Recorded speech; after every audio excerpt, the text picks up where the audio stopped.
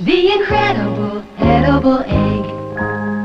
For thousands of years, the world's been fascinated by it. The egg has been used for magic, for rituals, and even for fortune-telling.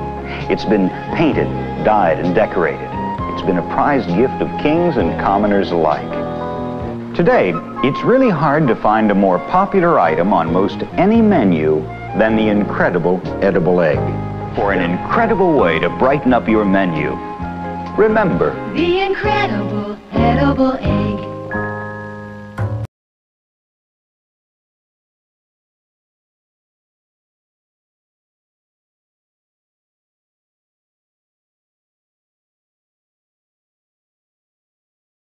That meat comes from an animal and that eggs are a product of chickens, but they don't really understand the detailed process of what life is like for these animals and how these animal products make it to our plates. Hey! At my house, I get to eat all sort of meat stuff. Like what? Like eggs. We live in a society that makes it very easy for us to remain sort of willfully ignorant to the practices and the details behind food production.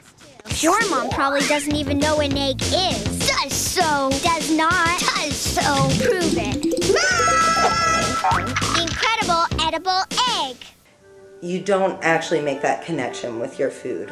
There's this clean, white styrofoam, sterile thing. It's eggs. They're good for you, right? They're eggs.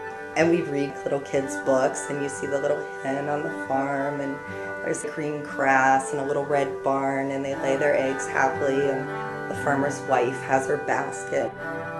You don't understand the reality of it. So what we do at Mercy for Animals is aim to show consumers exactly what the process is. And one way that we do that is by giving lectures to students in high schools and colleges.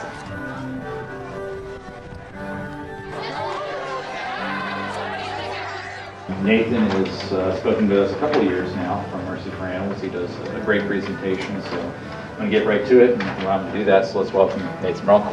So before I start, I just want to encourage everyone to keep an open heart and an open mind to the information that I'm going to cover. I know that our food choices are something that's very personal to each and every one of us. But I think as consumers, it's our moral obligation to really look at this issue. Most people, when we talk to them about animal cruelty, they don't think of their food choices as being a leading cause of animal suffering. But the reality is that about 97% of all the animals that are killed and exploited in the United States are used for food. Yet these are the animals who typically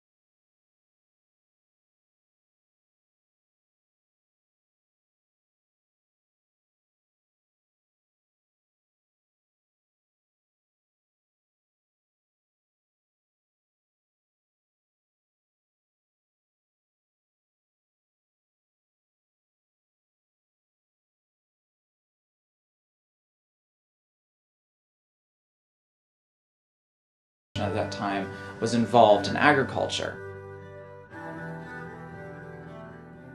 However, after World War II, we saw that small family farmers started to be replaced by larger corporations. and that the animals that once lived relatively decent lives and were able to run around and spread their wings and engage in some natural behaviors started to be taken from the outdoors and put indoors into tiny cages. And this was really the start of the system which is now referred to as factory farming. Most people will never actually see a factory farm, or if they do, they'll be simply passing by one on a country road. But very few people ever get to see what goes on inside. Consumers have a right to know where their food comes from, and we feel that the animals have a right to have their stories told. We were going to get to show people what it's actually like, the reality of it. If you're buying eggs at the grocery store, this is where it comes from. Today, animal rights activists showed videotaped evidence of cruelty, neglect, and abuse. They requested a formal tour of the farm, but they were turned down. The egg industry is on the defensive, and tonight 10 TV's Kevin Landers investigates by going behind the closed doors of giant egg farms. It's video the egg industry doesn't want you to see. All of this stuff takes place behind closed doors. They don't want consumers to see what's happening inside of their sheds. We went in and we documented the conditions at the largest egg farms in the state, and what we found at these facilities was just a living nightmare.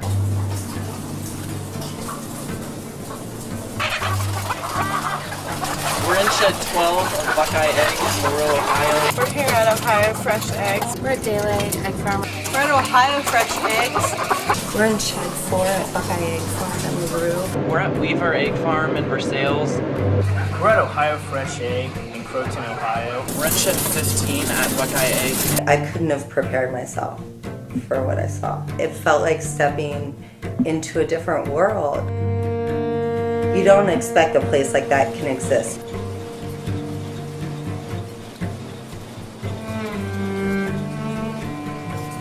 No matter which way we looked, we saw nothing but caged animals.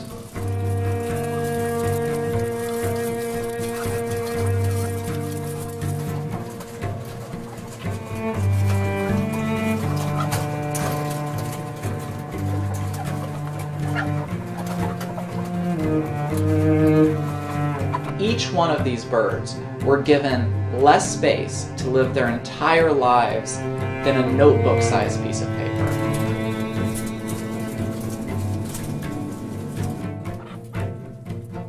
Some of these chickens were literally standing on each other. That's how crowded these cages are. Every natural behavior is frustrated by the cage. They can't stretch their wings, they can't walk, they can't perch, they can't feel the sun, they can't do anything that is natural to them.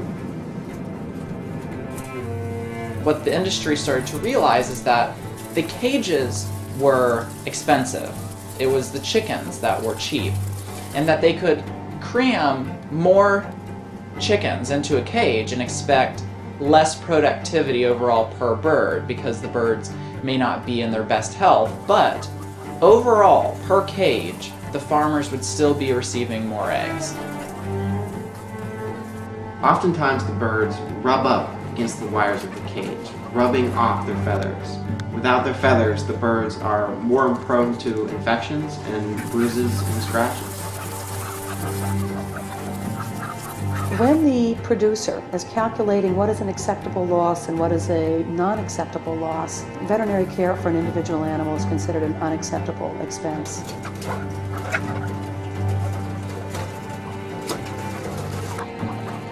We need to realize what the environment is like for the hen, and I don't just mean the overcrowding and psychologically stressing environment of a battery cage.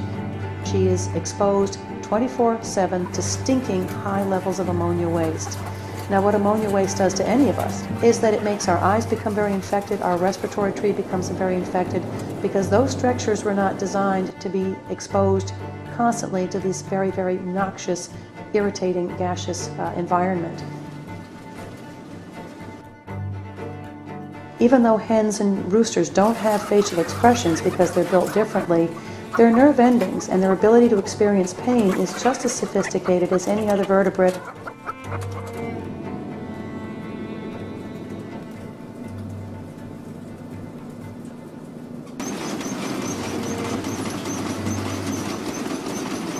trying to get her out.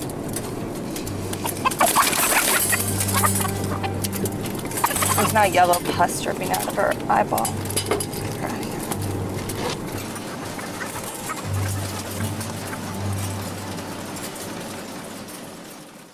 here. Another problem that we encounter constantly when investigating egg farms is birds that are trapped or immobilized in their cages. Sometimes their head or their neck or their wings will become entangled in the bars of their cages, or perhaps they'll become lodged under their feeding trays, unable to free themselves. Not only can it be painful for them because it's restricting blood flow to the area of their body, but also because they can't now escape the constant physical assaults of their cage mates who are climbing over their bodies, sometimes their nails scratching into their skin.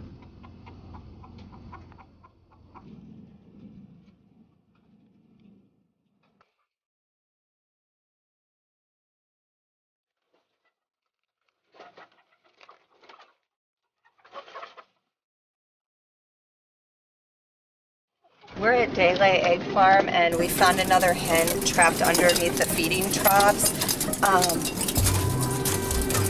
She was laying here when we first came in. Her whole body is trapped under this trough. You can see she's trying to get away right now because she's scared, but her body's stuck under the trough and she can't get herself loose.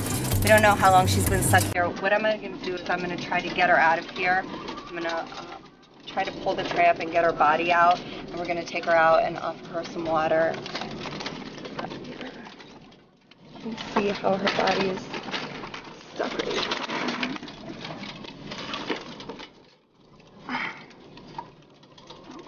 Too hard.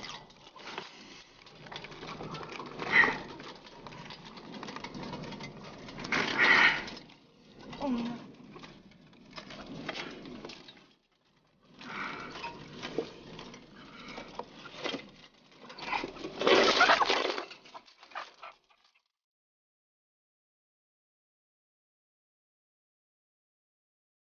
When our investigators encounter birds that are tangled in the bars of their cages, they oftentimes will provide aid to these animals by removing them from the cages, giving them water if they're dehydrated. And in one case, our investigator found a bird whose neck had been impaled by a piece of wire and was slowly ripping the skin off the back of her neck. We're here at Ohio Fresh Eggs Animal Care Certified Facility number 328, where we just found another hen in a horrible condition. Her skin is actually hooked onto this piece of metal, and I'm gonna go ahead and try to unhook her to get her out of her pain. Oh God. Oh please. Oh.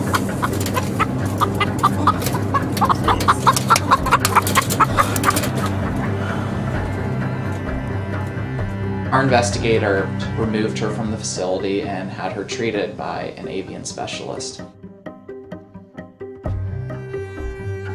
That is one way that we can reduce some amount of animal suffering. It really makes the world difference to them.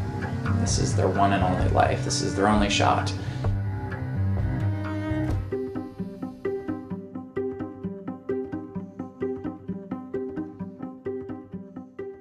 Just taking this hen out of her cage. Her head was hanging out of her cage. She can't hold her head up. She can't open her eyes. She appears to be dying. So We'll find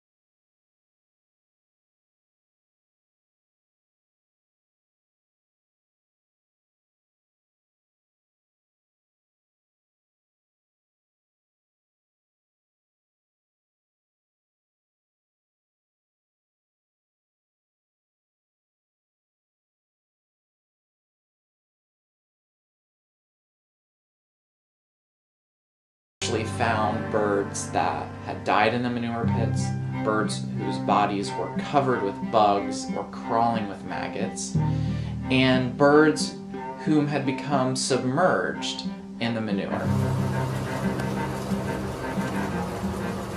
We're at Daylay Egg Farm in Raymond, and we're in the bottom of the building where the manure pits are. All the cages are directly above us. One of the hens has fallen out of the cage. There are other dead hens around, but she's still alive. She's trapped in the manure. There's flies everywhere. The manure is wet, so her body's stuck and she can't get out. We're gonna try to pull her out right now. It was shocking that she could be alive in the first place. Oh, her whole body's just sunk into there. Her body had been buried so deep and for so long in this wet manure that it had engulfed her body like a quicksand, like she had sucked down into it. The flies and bugs from the manure are all over her skin. Oh.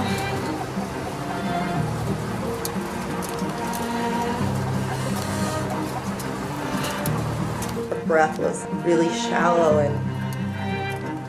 and it's like her last moments of life, you know, she's dying.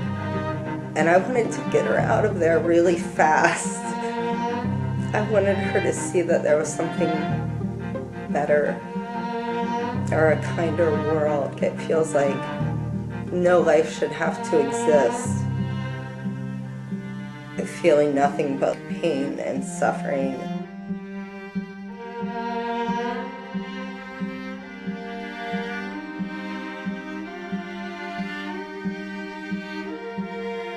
We've rescued a number of hens during the course of our investigation, but one case really sticks out to me in particular, and this is a case that illustrated to me just how expendable and just how replaceable these animals are.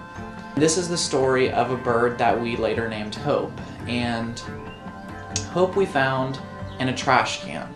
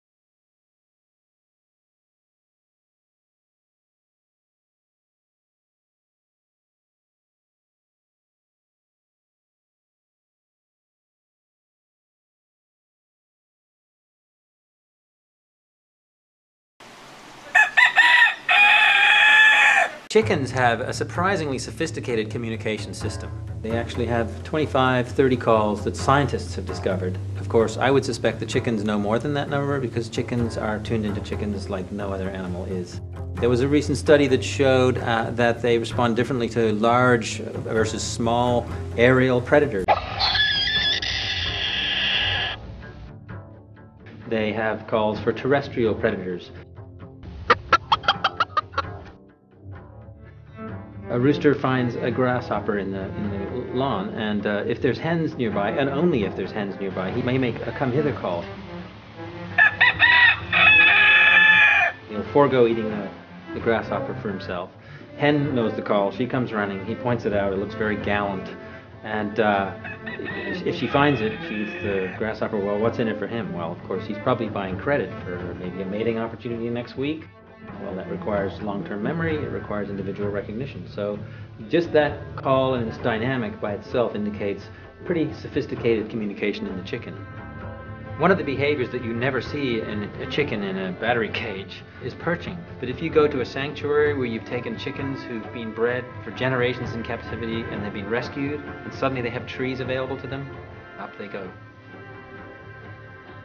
If you watch chickens long enough, it's easy to see that they enjoy things and they also have things they don't like. If they have senses, they have feelings, they run towards a food item that's offered to them, they're anticipating the reward, they're looking forward to the pleasure of it, as we would. Similarly, they hear an alarm call, they run away, they're terrified, they want to get away from that. They have feelings and thoughts much like we do. We have the old expression bird brain. For a long time, until very recently, it was thought that birds really had very little part of their brain that was devoted to anything other than instinct. But about 5 years ago, a group of scientists came out saying we need a whole new terminology for the bird brain, because actually they have a different part of their brain that's got all the complexity of thinking and feeling that mammals have.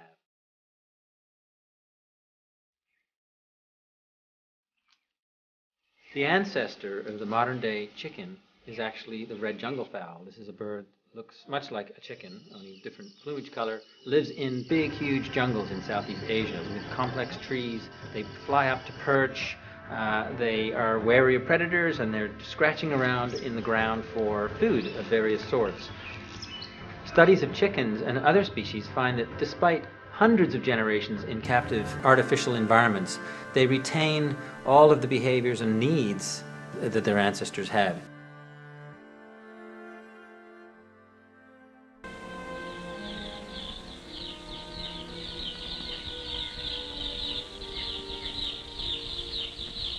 Did you know that poultry is the nation's third largest agricultural crop? Yes, chickens are raised in every county of the United States, mostly for egg production. Breeders have achieved great results in boosting the egg output of the average hen.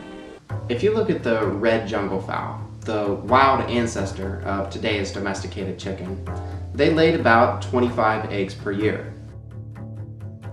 Humans began breeding these animals for maximum egg production. By the 1940s, the egg industry had created a bird that could lay 100 eggs per year. Of course, the industry wasn't satisfied with that. Today's birds now lay an average of 260 eggs per year, about 10 times the number of eggs originally laid by their ancestors. The amount of calcium required to produce that many eggs is tremendous. So if the birds are just cranking out egg after egg after egg, they're constantly depleting their calcium supplies. And as a result, they're suffering from osteoporosis, broken bones, etc. The A&P food stores, the nation's largest poultry retailers, offered to sponsor a contest for the development of superior meat-type chickens. A broad-breasted bird with bigger drumsticks, plumper thighs, and layers of white meat, the chicken of tomorrow. In chicken production, there's two populations. There's the egg-laying population and there's the meat population. And the meat producers are selected, they're bred for very rapid growth that's so fast and so bulky that their skeletons have great difficulty in supporting their weight.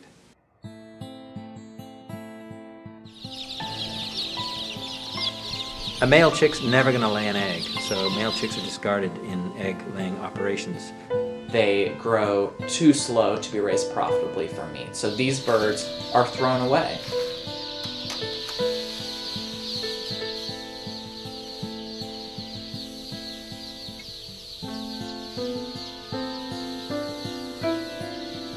Within a couple of days of hatching, the baby birds are taken to be sexed. A factory worker picks up these birds, tossing the males roughly off to be disposed of, or tossing the females into the group that's going to be allowed to survive.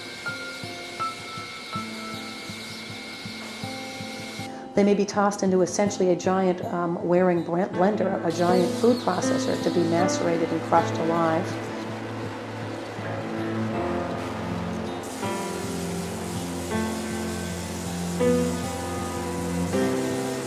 A common practice is to simply throw them in a pile in a bin and let them pile up, and they suffocate beneath the pile. It is so thoughtless, so horrendous. It completely disregards the capability of physical suffering that a newborn has.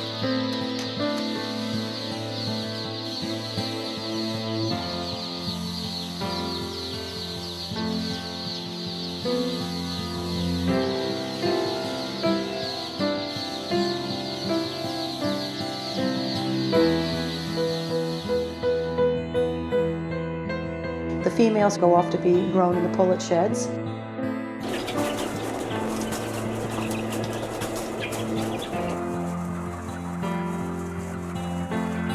Because birds are so intensively confined in modern egg production, birds will resort to pecking each other out of frustration oftentimes.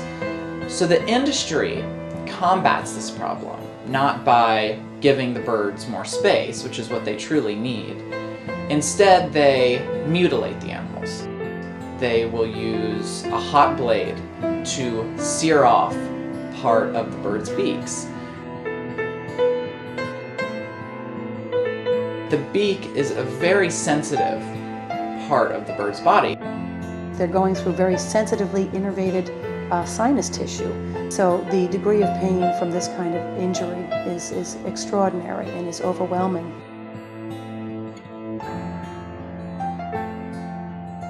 It's really akin to taking off your fingertips. The beak is the most important organ for foraging. When you've mutilated the end of a chicken's beak, you've essentially rendered the animal incapable of picking up things properly. Not only that, but it hurts to pick things up. And often they will starve because it's too painful to eat anything. A lot of people think,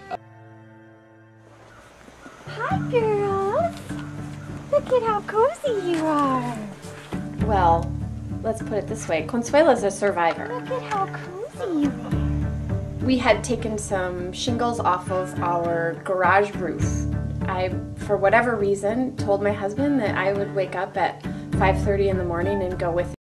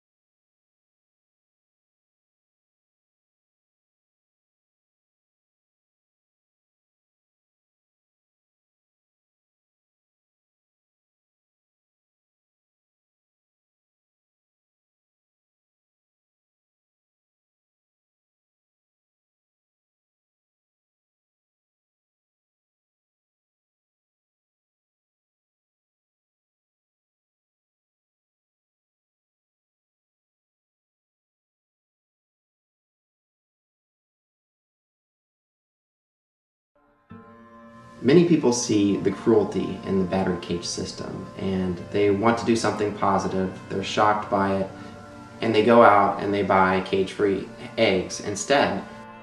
In the cage-free system, the image that the company, cage-free company, portrays is that these animals are back on old McDonald's farm, scratching the dirt, crowing to the sunrise, stretching their wings, etc. And that's not the case. I'm an undercover investigator. I have been working for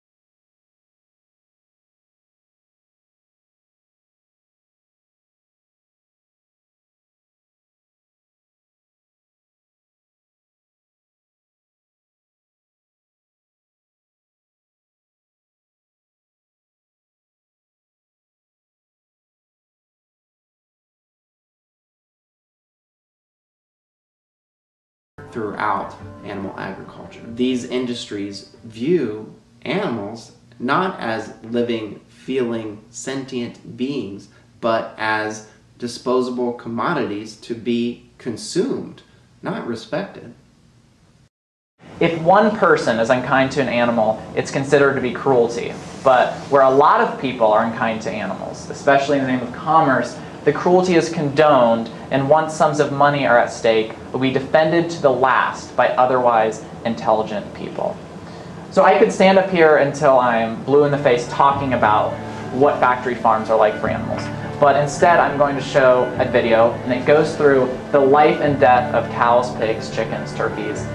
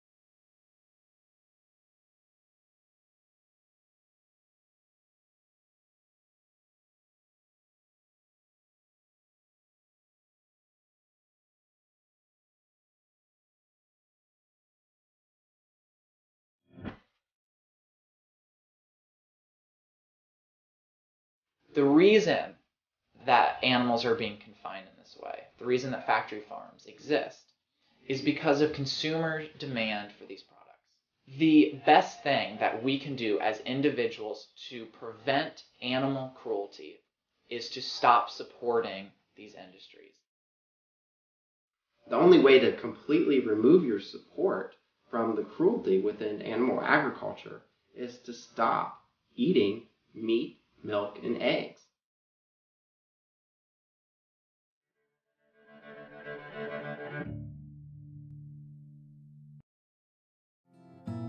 I attended a lecture about the horrors of factory farming, and after the lecture I returned home and I discussed it with my family. We didn't want to be part of this cruel industry, so we decided to adopt a vegan diet. It's very easy for us to be vegan. You know, we live out in the country on a small farm, and even our local grocery has all the vegan items that we need.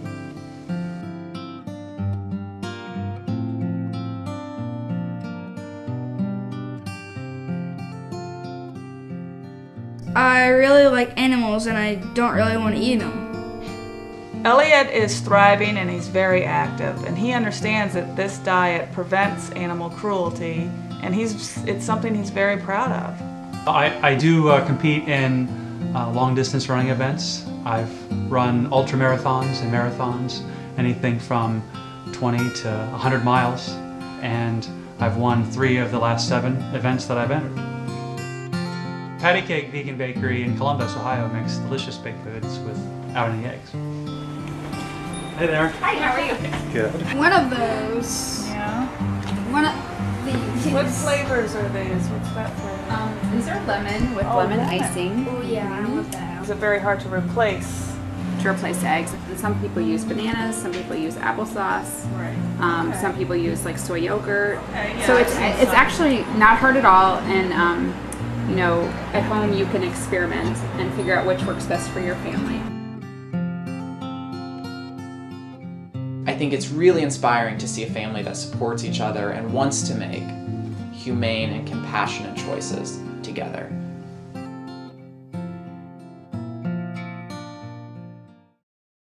Mercy for Animals is really based on the support of our members and of volunteers. One of the things that I've been working on is making some improvements to the chooseveg.com website. We are so fortunate to have individuals who help us be a voice for animals. Kelly and Rhiannon, you guys are running the Earth Day event in Columbus, and then I'm going to be in Cincinnati doing our event there. So do you want to just maybe give us an update on where you guys are at with everything? I think I've been in touch with everybody that's signed up. People understand that by becoming involved, they can take the frustration and the anger that we oftentimes feel when we see images of factory farming, and we can turn it into action. We can turn it into a way of making positive change and progress.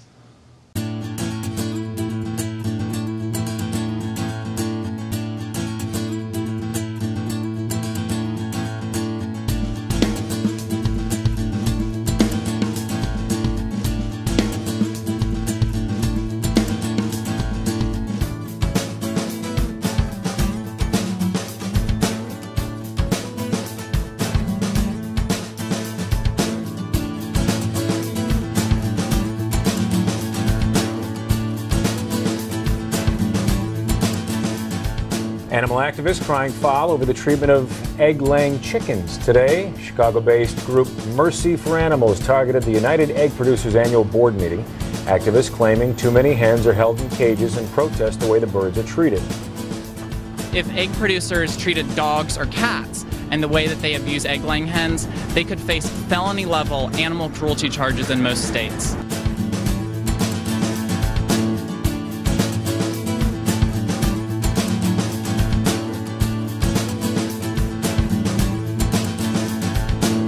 And I haven't been able to eat eggs since we saw that video, because it's just so disturbing, and it's not one of those things you really think about until you actually see what's going on.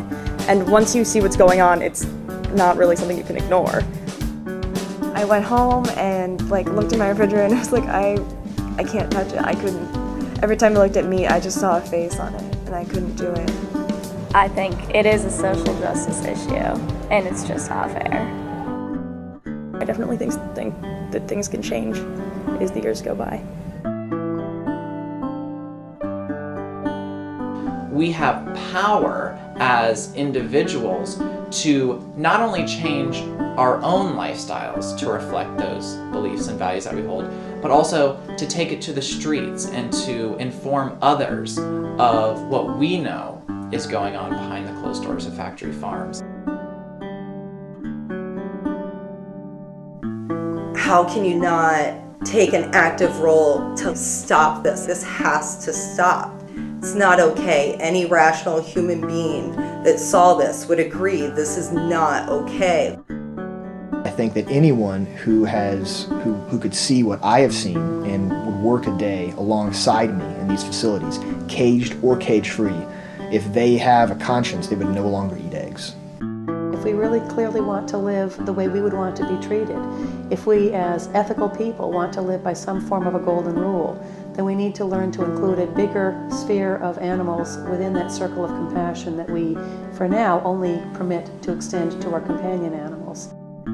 If we believe that we have some type of obligation to prevent suffering, then we owe it to animals to eliminate animal products from our diets. If anybody would get to know chickens, they would think twice about having them on their plate. If you're eating eggs, specifically from battery cage hens, you're supporting egregious animal cruelty. And if you're appalled by this, and you should be, then you can become part of the solution by not buying these products. And by doing that, we can spare so many animals the suffering, the unimaginable suffering that so many egg-laying hens are subjected to.